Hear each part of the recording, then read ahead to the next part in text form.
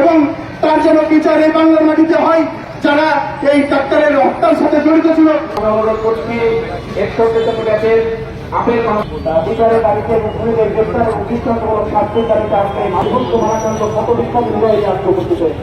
কারণ ছিল তৎপরতা চালানোর মাধ্যমে এই বিচার আন্তর্জাতিক নিশ্চিত করতে পারে, কিন্তু তার খুনিদের গ্রেপ্তার করা সম্ভব হবে না। এতটা প্রশাসনিক ব্যবস্থা দুর্বল হয়ে গেছে। প্রিয় শিক্ষক, প্রিয় চিকিৎসকের খুনিদের দৃষ্টান্তমূলক শাস্তি প্রশাসনের দৃষ্টি আকর্ষণ করছি অতি দ্রুত সুস্থ তদন্তের মাধ্যমে বিশ্ব সাহায্যের ধন্যবাদ জানাচ্ছি। তারা তারা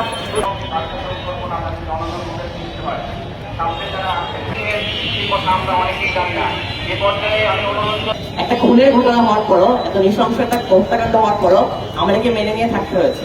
এবং তার পরিবার না, তার পরিবারের বাইরেও অনেক বেশি অবদান ছিল।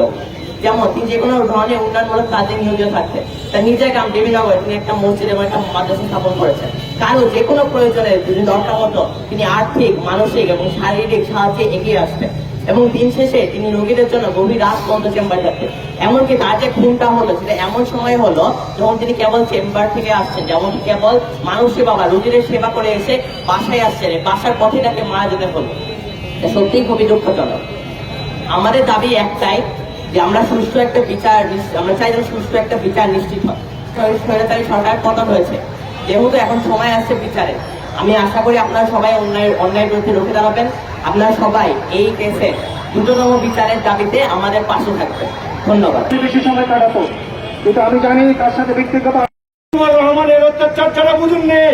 এখন তো বুঝতে পেরেছেন আওয়ামী লীগ কি জিনিস, ওই ছাত্রলীগ কি জিনিস, তখন রক্ষী বাহিনীর অত্যাচার কি ছিল। আজকে পুলিশ বাহিনী দিয়ে, গাজেমকে দিয়ে আমরা এই বিষয়টা মূল্যায়ন করতে শিখি।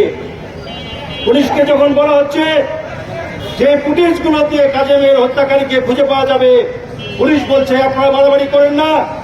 আমাদের প্রশাসন বলছে যে বাড়াবাড়ি করেন না। আমাদের সুশীল সমাজ বলছে বাড়াবাড়ি করেন না। সেই সুশীল সমাজগুলো কারা ছিল? সেই প্রশাসনের কারা দায়িত্বশীল ছিল সে সময়? যারা আমাদেরকে বাধা দিয়েছে, যারা বিভিন্ন নাটক তৈরি করেছে, পরিবারের মধ্যে কলঙ্ক সৃষ্টি করার চেষ্টা করেছে, সেই ব্যক্তিগুলোকে এই আওতায় নিয়ে আসতে হবে।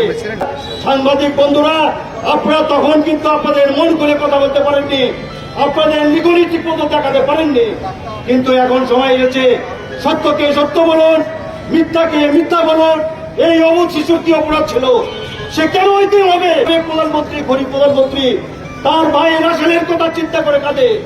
এই ছেলের কান্না কি তার কান পর্যন্ত পৌঁছায়নি? পিতার আজকে চাই এই শিশুর বাবার পিতার হত্যার বিচার।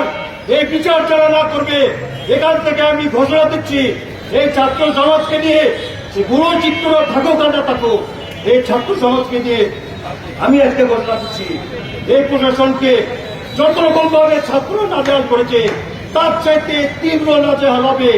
কাজেমালির জন্য রাজশাহীর ছাত্র জনতা, শিক্ষক, সকল স্তরের মানুষ আবার জীবন দেবে দরকারের কাজেমালির জন্য। এই বিচার আদায় করে চলবে। তুমি যেখানেই থাকো, তোমার বিচার এই রাজশাহী রাজনীতি হবে। যিনি হচ্ছেন এডিসি সাইবার ক্রাইমে ছিলেন, তার পরিকল্পনাতে আপনারা দেখবেন ওই সময়ে 18টা খুনের ঘটনা ঘটেছে। ম্যানুয়ালি মারছে কি ওকে 10 ফায়ারে নাই সব একই ফর্টেক, মানে একই লাইনে। এবং আমরা যারা মেডিকেল জগতে আছে তারা জানি কি পরিকল্পনাতে কত সূক্ষ্মভাবে তার 2টা স্টেপে হার্ট টিম ভাগ হয়ে গেছে।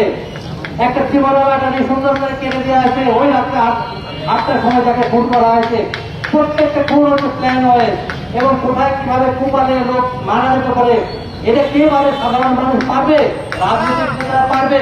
এই রয়্যাল এজেন্টের জানতে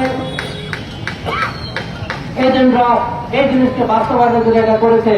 আমরা চাই আজকে আমরা বিচার চাইবো, কার কাছে বিচার চাইবো? গুলো দিলে তো ওই লোকগুলো এখানে বসে আছে। আজকে মৃত্যু আমার ডাক্তারটা যখন গেল তখন ভিতরে সুন্দর করে বললেন যে যান, আর কোনো প্রকার ডাক্তার শোনা হবে না। অর্থাৎ তিনি যে পরিকল্পনা দিচ্ছে আমরা সুন্দরভাবে বুঝে গেলাম যে কি পরিকল্পনা হত্যা করা হয়েছে ডাক্তার। কারণ আমাদের আওয়ামী লীগ বিএনপি সব ডাক্তারাই আমরা ভীত হয়ে গেছিলাম যে কাকে পুলিশ থেকে মারছে আমরা তো বুঝতে পারতেছি না। তারা ক্লিয়ার করলো যে হ্যাঁ একটা পরিকল্পনা বিচার হচ্ছে, পরিকল্পনা আপাতত বন্ধ হবে। আমরা দেখলাম যে পরিকল্পনা বন্ধ করার পরে খুন বন্ধ হয়ে গেল।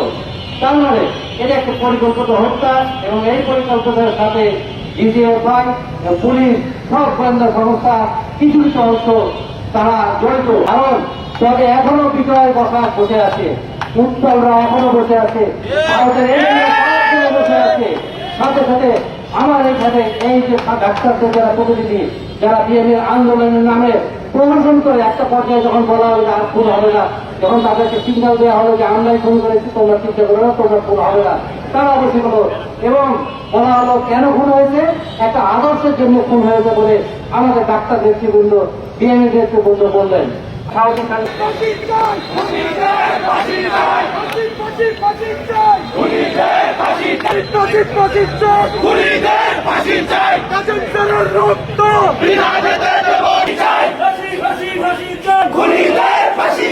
প্রশাসনের বিরুদ্ধে